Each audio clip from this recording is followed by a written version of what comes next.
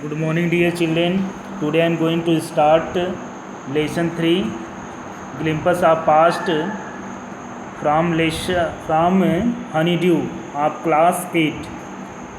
Let's start. Before you read, here are some period glimpses of the history of our country from 1757 to 1857. यहाँ कुछ हमारे past की history के कुछ विषय में दिया गया है 1757 से 1857 के बीच की. This picture and speech bubbles, ये जो पिक्चर्स है और बबल्स जो हैं, जो लोगों के बीच वार्तालाप है, ये आपको हेल्प करेगी समझने में कंडीशन जो first war of the independence का लड़ा गया था 1857 में पहली बार. द मार्टायर्स, देशभक्त. ए मार्टायर्स मीन्स वो शहीदों के विषय में गाना है. At a function in Delhi, Delhi में एक फंक्शन है जहाँ पर ये लता मंगेशकर जी ने गाया था. वो my country man let our eyes fill with tears as you recall the sacrifice of India martyrs. मेरे वतन के लोगों जरा याद करो कुर्बानी. यही सॉन्ग है यहाँ से. आइए next page. The company conquest 1757 से 1849 तक. With its superior weapons the British East India Company was extending its power in 18th century India. अपने सुपीरियर, अपने अच्छे औजारों से ब्रिटिश ईस्ट इंडिया जो कंपनी आई थी भारत, वो अपने अच्छे औजारों से अपने बिजनेस को फैलाती चली जा रही थी. उसके बाद आप देख सकते हैं मैप में इंडियन प्रिंसेज का कितना कब्जा है. ब्रिटिश टेरिटरी जो थी उतना उनका कब्जा कैसे होता चला जा रहा था. इंडियन प्रिंसेज वर शार्ट साइटेड. जो इंडियन राजकुमार थे शार्ट साइटेड मीन्स होता है उनको काफ़ी क्या बोलते हैं, उनको समझ नहीं थी लोगों की, वो लोगों की ज़्यादा समझ नहीं थी. इसलिए जो द अपस्टार्ट राजा बा, जो राजा बा यानी कि जो उभरते कल के हुए नवाब थे, कॉल द इंग्लिश मर्चेंट, वो इंग्लिश मर्चेंट को बुलाते थे. They will help me to defeat, they will help me to defeat. इस तरह जो होता है कि वे हमारी सहायता करेंगे. जो यहाँ के राजा थे ब्रिटिश ईस्ट इंडिया की कंपनी की सहायता लेकर के अपने प्रतिद्वंदी जो उनके राजा थे, प्रतिद्वंदी जो लोग थे, उनको इनकी सहायता लेकर हराते थे. इसलिए वे उनकी सहायता लेते थे ब्रिटिश ईस्ट इंडिया कंपनी मतलब अंग्रेज़ों की. The people had no peace due to such constant fight. अब लोगों के पास जो होता है ऐसी फाइट होने की वजह से हमारे देश में शांति नहीं थी. ऐसी लगातार राजाओं में जब लड़ाई होती थी, राजा जो होते थे वो अंग्रेज़ी सेनाओं की सहायता लेकर के एक दूसरे से लड़ते थे. ऐसे में हमारे देश में शांति नहीं होती थी.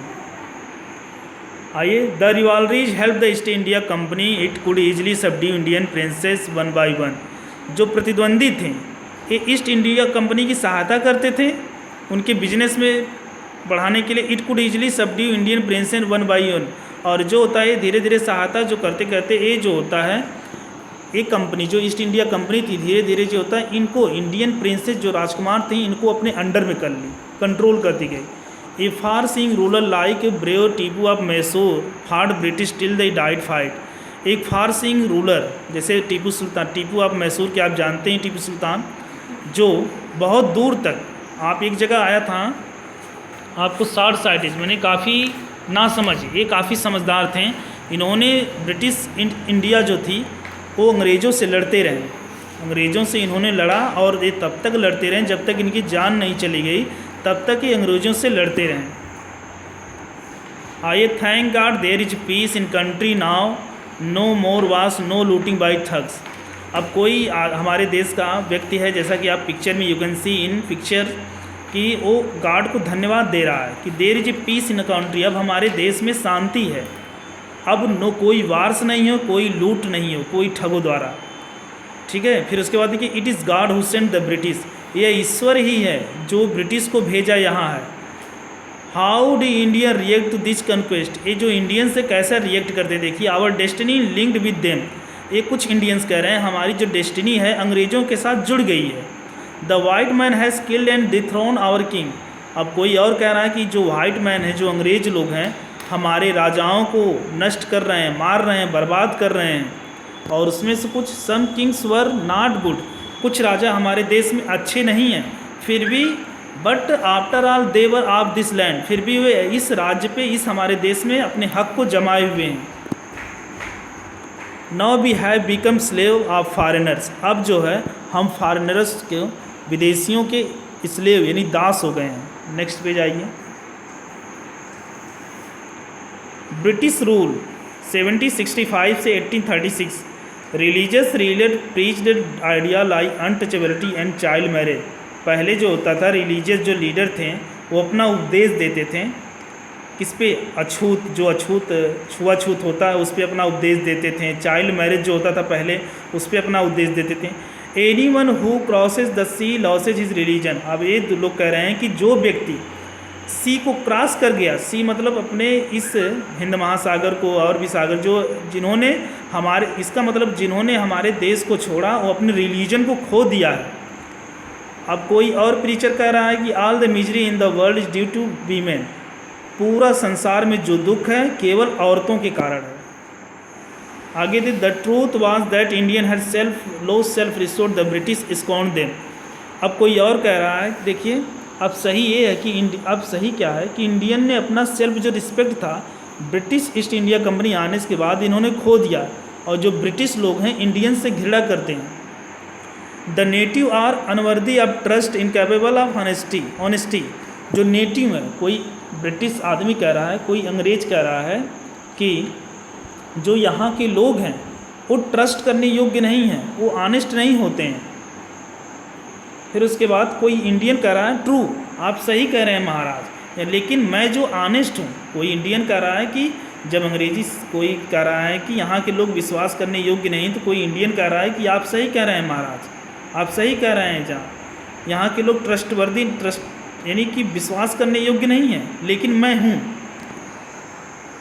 Being merchant the British wanted quick profit, their heavy taxes forced farmers to abandon their field.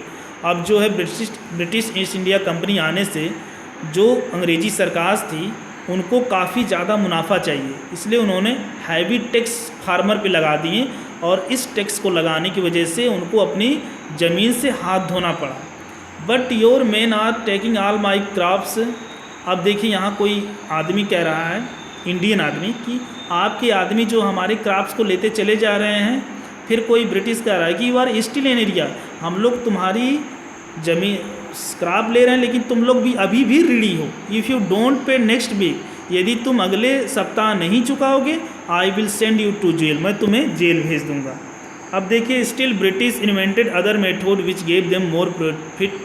अब फिर भी देखिए जो ब्रिटिश गवर्नमेंट थी अदर मेथड वो आविष्कार कर ली जो उनको अत्यधिक से अत्यधिक प्रॉफिट दे। अब क्या हुआ, the goods manufactured in England, जो वस्तुएं इंग्लैंड में बन रही हैं वो जब यहाँ आएंगी तो कोई उनकी ड्यूटी, मतलब वो क्या कहते हैं, इम्पोर्ट ड्यूटी नहीं होता, टैक्स वैक्स लगता, आने जाने का कर लगता है, वो नहीं लगेगा।